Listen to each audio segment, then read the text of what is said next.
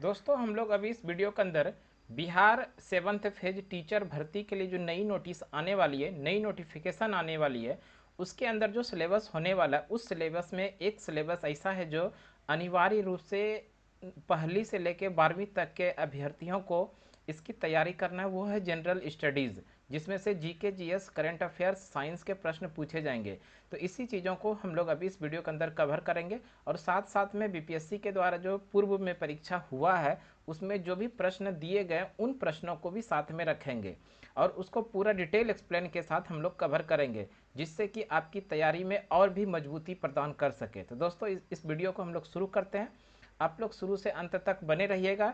इस वीडियो को शुरू करने के पहले आप हमारे यूट्यूब चैनल सुमन क्लासेस पर पहली बार आए हैं तो आप निश्चित रूप से आप सब्सक्राइब कर लीजिए, आप अपने दोस्तों को भी शेयर कर दीजिए। इस पर हम लोग इसके अंदर हम लोग 69th बीपीएससी का जो पीटी एग्जाम होने वाला उसके लिए भी ये फायदेमंद होगा। बिहार दरोगा, बिहार पुलिस, इस तरह का कोई भी आप कॉम्पिटेटिव एग्जाम्स की तैयारी करते तो उसके लिए भी ये वीडियो अनिवार्य रूप से कंपलसरी यानी कि आपके तैयारी में और मजबूती प्रदान करवा सकती है। तो हम लोग इस वीडियो को शुरू करते, अंत तक बने रहिएगा।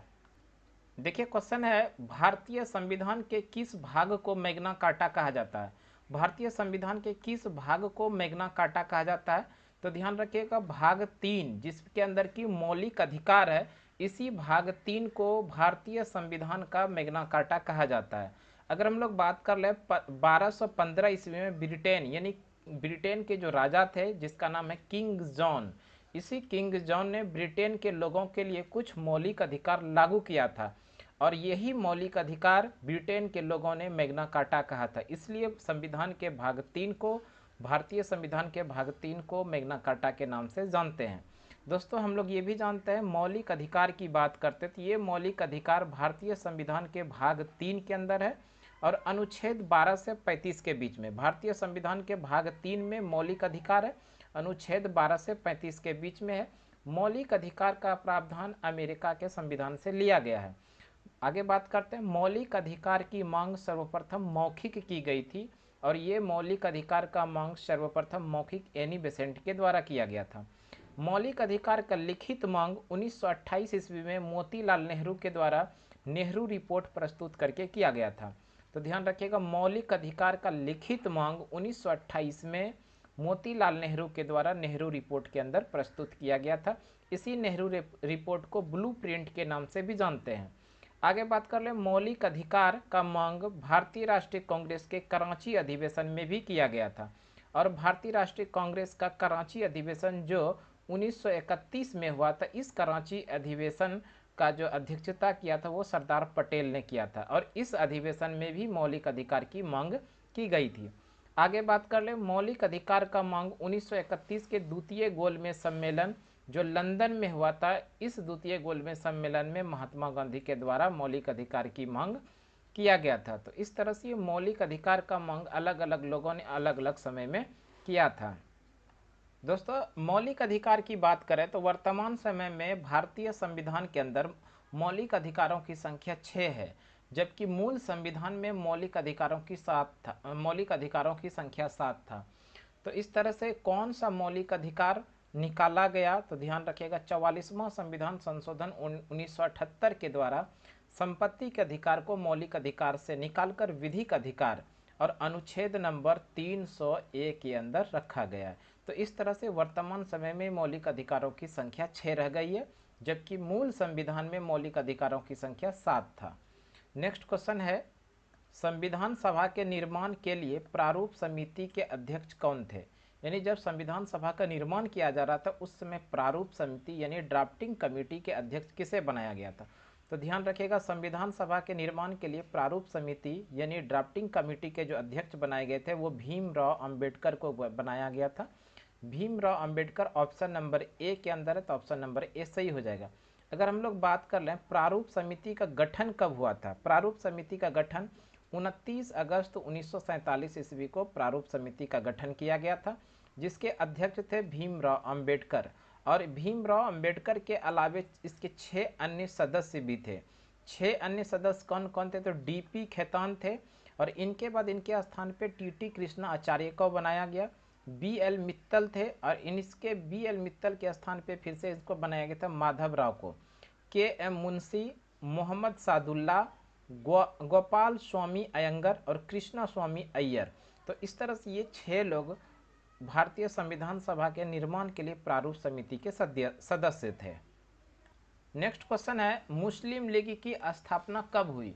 मुस्लिम लीग की स्थापना 1906 ईस्वी में हुआ था। ध्यान रखिएगा, 1906 ईस्वी में मुस्लिम लीग की स्थापना हुआ था ढाका में। ये भी ध्यान रखिएगा, कहाँ पर हुआ था? ढाका में। और किसके द्वारा ये करवाया गया था मुस्लिम लीग की स्थापना? सलीमुल्लाह खां और आगा खां के द्वारा ढाका में मुस्लिम लीग की स्थापना किया गया था। वैसे 1905 की बात करें तो 1905 ईस्वी में बंगाल का विभाजन किया गया था लॉर्ड कर्जन के द्वारा। तो 1905 में बंगाल का विभाजन लॉर्ड कर्जन के द्वारा किया गया था। 1907 की बात करें तो 1907 में भारतीय राष्ट्रीय कांग्रेस का विभाजन हुआ था गरम दल और नरम दल में। और भारतीय राष्ट्रीय कांग्रेस का ये जो अधिवेशन हुआ था ये सूरत में हुआ था। ये भी ध्यान रख लीजिएगा, ये कहाँ पर हुआ था? सूरत में। और ये सूरत अधिवेशन 1907 में भारतीय राष्ट्रीय कांग्रेस का विभाजन हुआ था गरम दल और नरम दल में।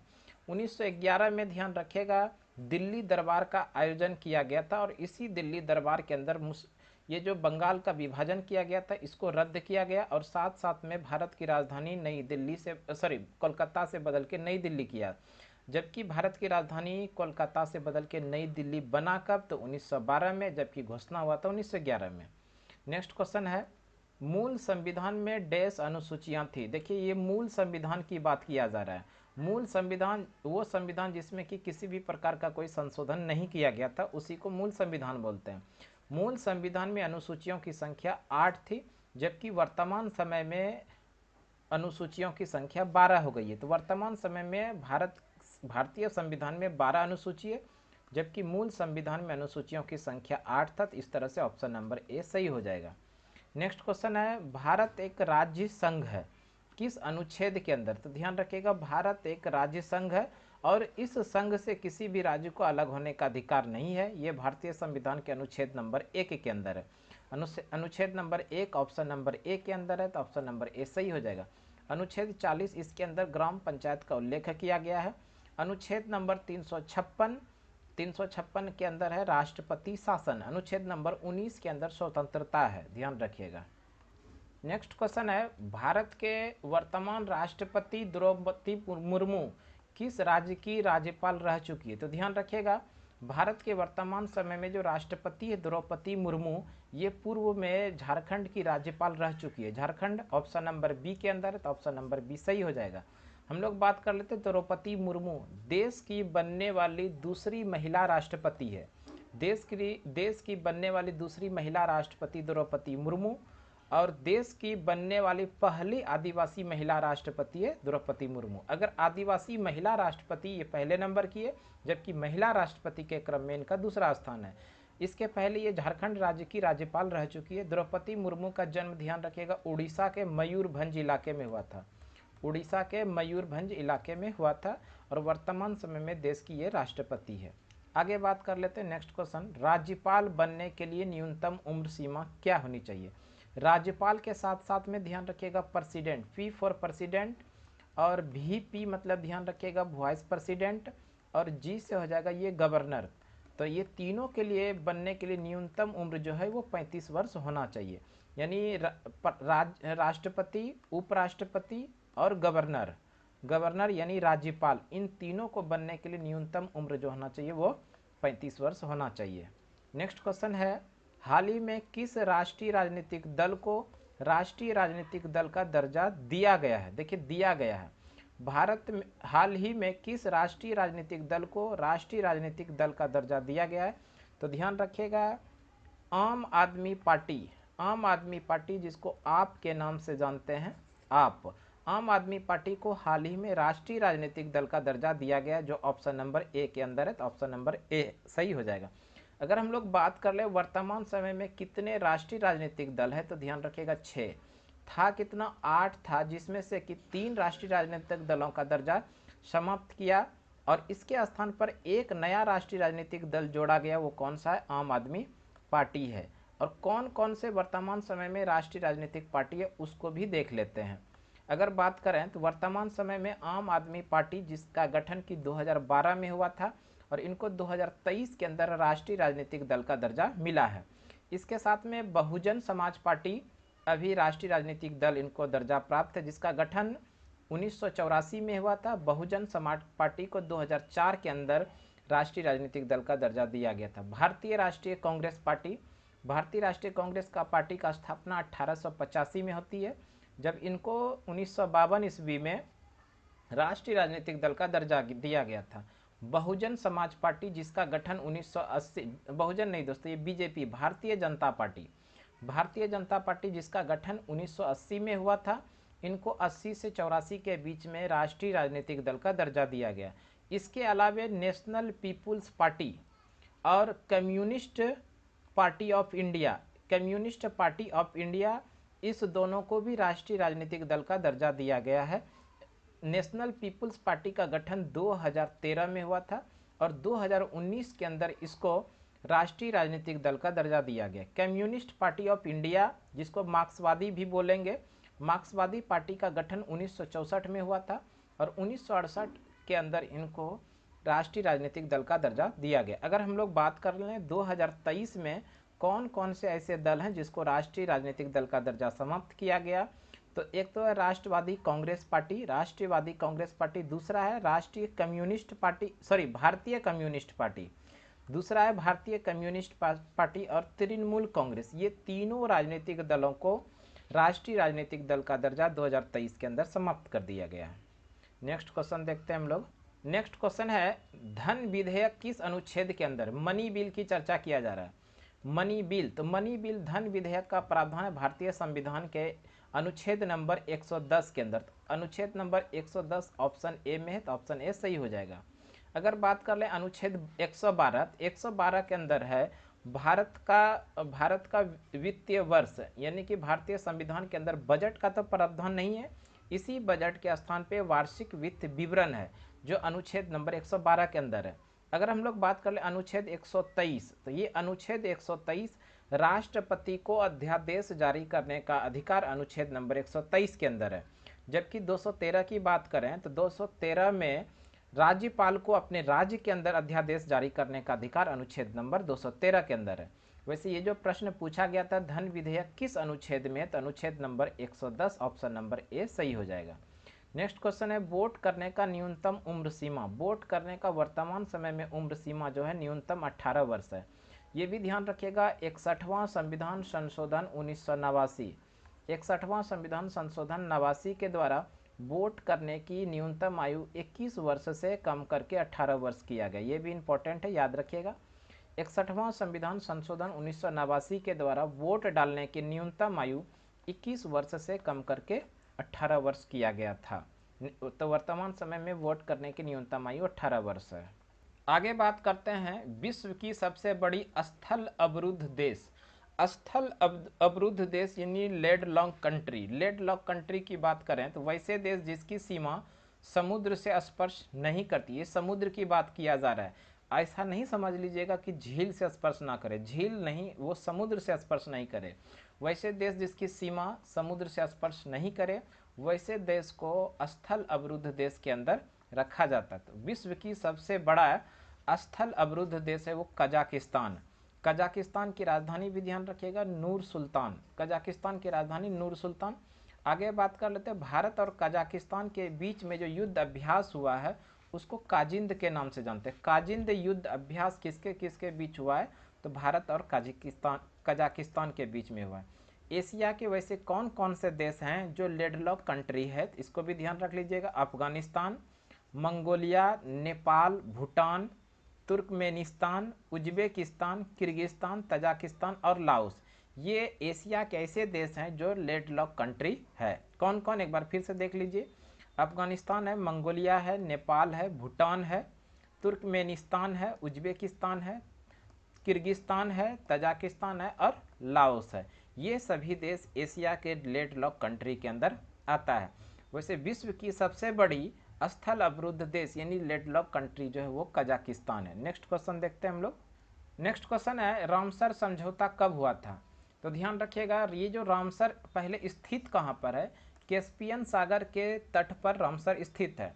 रामसर समझौता जो हुआ था आर्द्र भूमि के संरक्षण के लिए, यानी कि दलदली भूमि, समुद्र के किनारे का आसपास जो क्षेत्र है वो दलदली क्षेत्र है। उसी दलदली क्षेत्र के संरक्षण के लिए यानी आर्द्र भूमि के संरक्षण के लिए ध्यान रखिएगा 2 फरवरी 1971 को, कब 2 फरवरी 1971 को दलदली क्षेत्र के संरक्षण के लिए ये समझौता हुआ था, जिसको कि हम लोग रामसर समझौता के नाम से जानते हैं।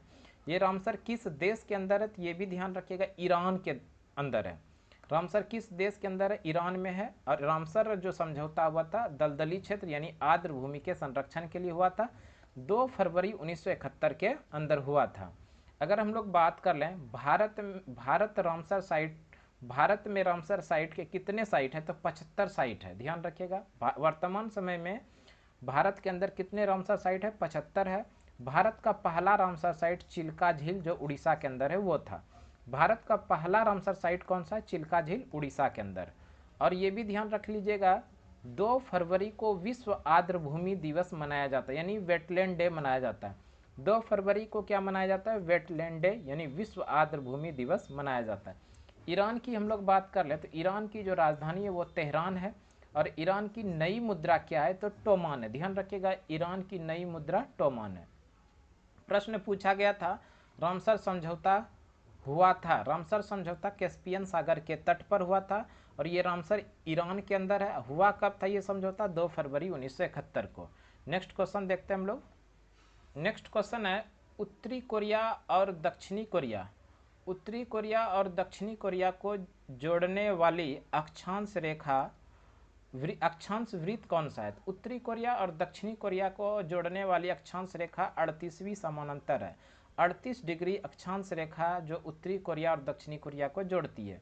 अगर बात कर ले यूएसए और कनाडा को जोड़ने वाली अक्षांश वृत्त है वो 49 डिग्री है ना, 49 डिग्री अक्षांश रेखा वो यूएसए कनाडा को जोड़ती है। नेक्स्ट क्वेश्चन है एशिया का सबसे गहरी झील कौन सी है? एशिया का सबसे गहरी झील बैकाल झील है जो रूस के अंदर है। ये रूस की अगर बात कर ले तो रूस का जो कुछ पार्ट एशिया के भी अंदर आता है और रूस का कुछ पार्ट यूरोप के अंदर आता है। तो एशिया और यूरोप में दोनों महादेश के अंदर थोड़ा थोड़ा पार्ट है रूस का, दोनों महादेश के अंदर। नेक्स्ट क्वेश्चन है विश्व का सबसे बड़ा मंदिर। नेक्स्ट क्वेश्चन है जो विश्व का सबसे बड़ा मंदिर, तो विश्व का सबसे बड़ा मंदिर अंकोर वाट का मंदिर है। और ये अंकोर वाट का मंदिर कहाँ पर है? कंबोडिया में है। भगवान विष्णु को समर्पित है। विश्व का सबसे बड़ा मंदिर अंकोर वाट का मंदिर कंबोडिया में है, भगवान विष्णु को समर्पित है। इसका जो निर्माण कराया था सूर्यवर्मन द्वितीय ने, ध्यान रखिएगा किसने इसका निर्माण कराया था? सूर्यवर्मन द्वितीय। कई बार ये भी पूछा जा चुका है कि विश्व का सबसे बड़ा मंदिर अंकोर वाट का मंदिर, इसका निर्माण किसने कराया? सूर्यवर्मन द्वितीय ने कराया है। अंकोर वाट का मंदिर भगवान विष्णु को समर्पित है। कंबोडिया की अगर हम लोग बात कर ले तो कंबोडिया की राजधानी जो है नोम पेने है। कंबोडिया की राजधानी नोम पेने किस नदी के किनारे है? ये भी ध्यान रख लीजिएगा मेकंग नदी के किनारे है। नेक्स्ट क्वेश्चन है भूमध्य सागर को लाल सागर से जोड़ने वाली नहर कौन सी है? भूमध्य सागर को लाल सागर से जोड़ने वाली नहर है सुएज नहर। ध्यान रखिएगा सुएज नहर भूमध्य सागर को लाल सागर से जोड़ती है। और ये भूमध्य सुएज नहर किस देश के अंदर है? तो ये भी ध्यान रखिएगा मिस्र के अंदर है। सुएज नहर कहाँ पर है? मिस्र में। और ये प्रत्येक आम लोगों के लिए, सभी नागरिकों के लिए कब खोला गया? 1869 ईस्वी को सभी लोगों को के लिए ये सुएज नहर खोला गया। अगर बात कर ले विश्व की सबसे लंबी नदी, विश्व की सबसे लंबी नील नदी है। और इसी नील नदी को कहा जाता है नील नदी का वरदान किसको? मिस्र देश को। नील नदी का वरदान किस देश को कहा जाता है? मिस्र को। विश्व की सबसे लंबी नदी नील नदी है, किस देश के अंदर है? मिस्र में। नेक्स्ट क्वेश्चन है विश्व में किस झील की लवणता सर्वाधिक है? विश्व में सर्वाधिक लवणता वाला जो झील है ये वान गोलू झील है। विश्व की सबसे अधिक लवणता वाला झील वान गोलू झील है। और ये है कहाँ पर? अनातोलिया का पठार। ध्यान रखिएगा अनातोलिया का पठार दूसरा इसी का दूसरा नाम है वान गोलू झील, तुर्की के अंदर है। ध्यान रखिएगा वान गोलू झील कहाँ पर है? तुर्की में। इसी तुर्की के अंदर एक पठार है जिसको कि अनातोलिया का पठार के नाम से जानते हैं। तुर्की के अंदर एक पठार है अनातोलिया का पठार। इसी अनातोलिया पठार का दूसरा नाम है एशिया माइनर का पठार। एशिया माइनर का पठार कहाँ पर है? तुर्की के अंदर। अगर तुर्की की बात कर लें तुर्की की राजधानी अंकारा है। तुर्की की राजधानी कहाँ पर है? अंकारा। तुर्की ये एक ऐसा देश है जिसका कुछ पार्ट एशिया में भी है, कुछ पार्ट यूरोप के अंदर भी है। नेक्स्ट क्वेश्चन देख लेते हैं। नेक्स्ट क्वेश्चन है, इरावती नदी किस देश की प्रमुख नदी है? इरावती नदी किस देश की प्रमुख नदी है? इरावती नदी ये जो है म्यांमार की प्रमुख नदी है। इरावती नदी प्रमुख है म्यांमार का। म्यांमार की नई राजधानी है नापीता, ध्यान रखिएगा। म्यांमार की नई राजधानी क्या है? नापीता। म्यांमार का प्राचीन नाम क्या हुआ करता था? तो वर्मा, ध्यान रखिएगा। म्यांमार का प्राचीन नाम वर्मा था, जिसकी राजधानी रंगून हुआ करती थी। वर्मा की राजधानी कहाँ पर हुआ करती थी? रंगून। आगे बात करते हैं भारतीय सीमा बनाने वाले राज्य, यानी कि म्यांमार से भारत की सीमा, भारत का कौन कौन से राज्य हैं जिसकी सीमा म्यांमार से लगती है? तो ये 4 राज्य है, ध्यान रखिएगा। म्यांमार की से लगने वाले भारतीय राज्य कितने हैं? 4। कौन कौन? तो सबसे पहले अरुणाचल प्रदेश याद रखिएगा, नागालैंड याद रखिएगा, मणिपुर और मिजोरम। अरुणाचल प्रदेश, नागालैंड, मणिपुर और मिजोरम, ये ऐसे 4 राज्य हैं जिसकी सीमा म्यांमार की सीमा से लगती है। नेक्स्ट क्वेश्चन है, कैस्पियन सागर किन किन देशों के साथ सीमा बनाती है? कैस्पियन सागर किन किन देशों के साथ सीमा बनाती है? तो ध्यान रखिएगा, कैस्पियन सागर 5 देशों के साथ सीमा बनाती है। ये कौन कौन सी देश है? तो कजाकिस्तान है, तुर्किस्तान है, ईरान है, अजरबैजान है और रूस है। ये 5 देशों के साथ सीमा बनाती है कैस्पियन सागर। इंपॉर्टेंट क्वेश्चन है, कैस्पियन सागर किन किन देशों के साथ सीमा बनाती है? कैस्पियन सागर 5 देशों के साथ सीमा बनाती है, कजाकिस्तान, तुर्किस्तान, ईरान, अजरबैजान और रूस। अगर हम लोग बात कर रहे हैं, कैस्पियन सागर विश्व की सबसे बड़ी झील है। विश्व की सबसे बड़ी झील कैस्पियन सागर झील किस नदी के ऊपर में है? तो ध्यान रखिएगा, ये वोल्गा नदी के ऊपर है। विश्व की सबसे बड़ी झील कैस्पियन सागर झील किस नदी के ऊपर है? वोल्गा नदी के ऊपर में है। नेक्स्ट क्वेश्चन है, डाइट किस देश के संसद का नाम है? डाइट किस देश के संसद का नाम? तो ध्यान रखिएगा, ये जापान के संसद का नाम है डाइट। और नेसेट अगर बात करें तो इजराइल के संसद का नाम है नेसेट। अफगानिस्तान के संसद का नाम है शोरा। मजलिस ये ईरान के संसद का नाम है, ईरान के संसद का नाम है मजलिस। नेशनल असेंबली ये पाकिस्तान के संसद का नाम है नेशनल असेंबली। इंपॉर्टेंट है, याद रखिएगा। डाइट जापान के संसद का नाम है, नेसेट इजराइल के संसद का नाम है, शोरा अफगानिस्तान के संसद का नाम है, मजलिस ईरान के संसद का नाम है और नेशनल असेंबली जो है ये पाकिस्तान के संसद का नाम है। नेक्स्ट क्वेश्चन है, एशिया की सबसे लंबी नदी। एशिया की सबसे लंबी नदी के बारे में कहा जा रहा है। एशिया की सबसे लंबी नदी यांगटीसी नदी है। एशिया की सबसे लंबी नदी यांगटीसी नदी जो चीन के अंदर है। कहाँ पर है? चीन में है। और यही यांगटीसी नदी के किनारे एक प्रमुख शहर है जिसका नाम है संघाई। और ये जो संघाई है ये चीन की व्यापारिक राजधानी है। ध्यान रखिएगा, संघाई शहर जो है चीन की व्यापारिक राजधानी है। चीन की व्यापारिक राजधानी संघाई है और ये संघाई यांगटीसी नदी के किनारे। यांगटीसी नदी एशिया की सबसे लंबी नदी है। अगर आप लोग से पूछा जाए चीन का शोक किस नदी को कहते हैं, तो ह्वांगहो नदी को कहते हैं चीन का शोक। चीन का शोक ह्वांगहो नदी को कहते हैं। इसी ह्वांगहो नदी को पीली नदी के नाम से भी जानते हैं। ह्वांगहो को पीली नदी के नाम से जानते हैं और ह्वांगहो नदी चीन का शोक के नाम से इनको जानते हैं। अगर बात कर ले चीन का व्यापारिक राजधानी तो संघाई है। किस नदी के किनारे? यांगटीसी नदी के किनारे है। इसी यांगटीसी नदी के ऊपर में एक बांध बनाया गया है इस बांध का नाम है 3 जॉर्ज डैम्प। 3 जॉर्ज डैम्प को कहा जाता है कि इस बांध के कारण पृथ्वी का घूर्णन गति कम हो गई है। 3 जॉर्ज डैम्प के कारण ही पृथ्वी की घूर्णन गति कम हो गई है। और ये 3 जॉर्ज डैम किस नदी के ऊपर में बनाया गया है? तो यांगटीसी नदी के ऊपर में बनाया गया है। किस यांगटीसी नदी एशिया की सबसे लंबी नदी जो चीन के अंदर बहती है। नेक्स्ट क्वेश्चन है, बिटकॉइन के खोजकर्ता है सातोशी नाकामोतो। जापान के एक अर्थशास्त्री है जिसका नाम है सातोशी नाकामोतो। इसी सातोशी नाकामोतो ने बिटकॉइन का खोज 2008 में किया था।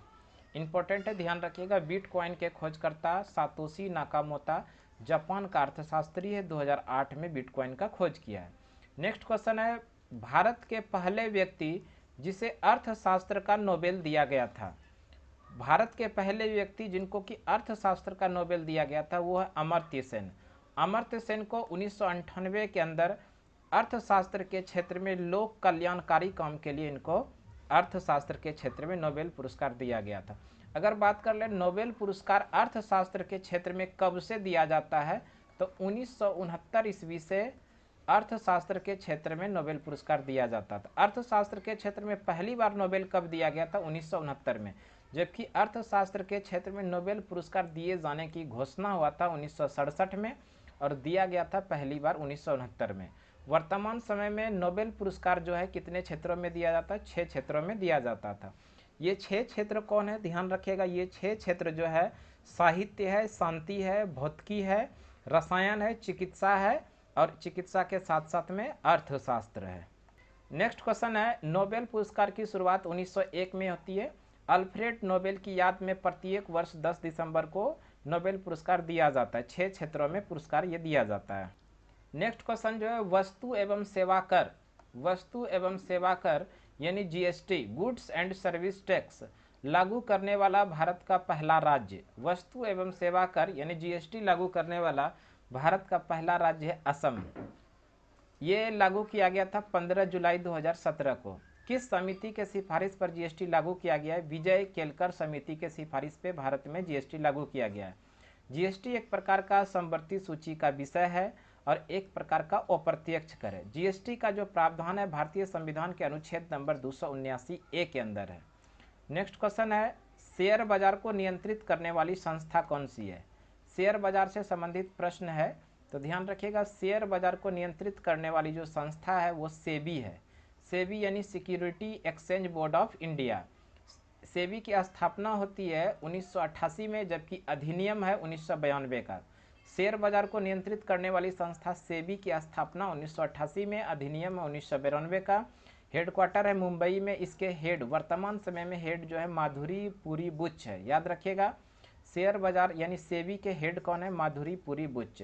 किस समिति के सिफारिश पर सेबी की स्थापना की गई थी? फेरवानी समिति, ये भी ध्यान रखिएगा। फेरवानी समिति के सिफारिश पर सेबी की स्थापना की गई थी। अगर बात कर ले एशिया या भारत का सबसे पुराना स्टॉक एक्सचेंज, यानी एशिया का सबसे पुराना stock exchange Bombay stock exchange है, जिसकी स्थापना 1875 में हुई थी और इसका हेडक्वार्टर मुंबई के अंदर है। तो दोस्तों, इस तरह से आज हम लोगों ने इंपॉर्टेंट जीके जीएस के वैसे प्रश्नों को पढ़ें जो कि किसी न किसी एग्जाम में पूछा गया था। खास करके बीपीएससी के एग्जाम के प्रश्न को आप मिला लीजिएगा, वहाँ से निश्चित रूप से मिल जाएगा। तो इस तरह का वीडियो हम लोग बराबर लेकर आते रहेंगे। तो आज की क्लास हम लोग इतना ही रहने देते हैं। अगले क्लास में फिर से अगले दिन मिलते हैं। तब तक के लिए धन्यवाद। जय हिंद।